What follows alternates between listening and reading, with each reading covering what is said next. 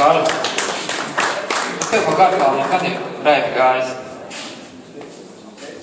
Paldies, prieks jūs visus redzēt, atvainojiet, ka esam muguri pret jums, jā.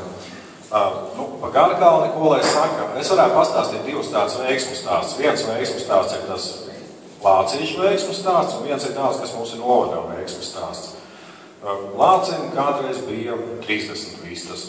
Atnāca krīze, 26 nosprāga, 4 palika. Lācis saka, tā man ir lielā veiksme. Mūsu novadā lielā veiksme ir savādāk. Laikam visām nebija tā veiksme, bet mūsu novadā ir tā, ka mūsu veiksme ir izveidot mūzikas mākslas skolu bērnās bez rindām. Iedzīvotājs skaits mūsu novadā ir pieaudzis no iepriekšējiem gadiem. Valdībā vēl nebija pieņemts un tā kā nebija piešķirta Azbērņu ģimenēm 50% nodokļu īpašuma atlaide. Mums tā bija jau 2,5 gadu atpakaļ. Tā ir tā mūsējā veiksme. Tā veiksme, ka mums ir iedzīvotāji pieauguši, tas, ka viņiem tiek dot šie pakalpojumi, ēdināšanas ar mūsu skolā līdz 5. klasē, ieskatot 5. 6. ir bezmaksas. Tā kā, te atšķirās tie divi veiksmi stāsti.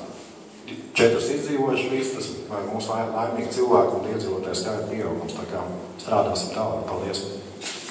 Kārli, tev var nav viss, ko nevis jau aptīsim pirmības Rīgas? Man jau draudā, jā, ka mums tā kā taisās pie Rīgai pievienot. Es domāju, ka mums tas novads apkārt Rīgai ir daudzais spēcīgāks, ieskaitot no Jūrmalu, Salas stīlī, Ādažas un tā tālāk, tā kā Rīgai uzsmāņi būs. Vienīgi es atceries, ka uz Garkalni brauks ar Kalēviča autobusiem. Rīgas autobusiem. Jā, varbūt pakāpieties nedaudz augšāk otrā stāvā, jo tāpatās pēc tam mums būs kopīgā bilde. Nākamais jāpiesaka, mums ir Jēkabpils,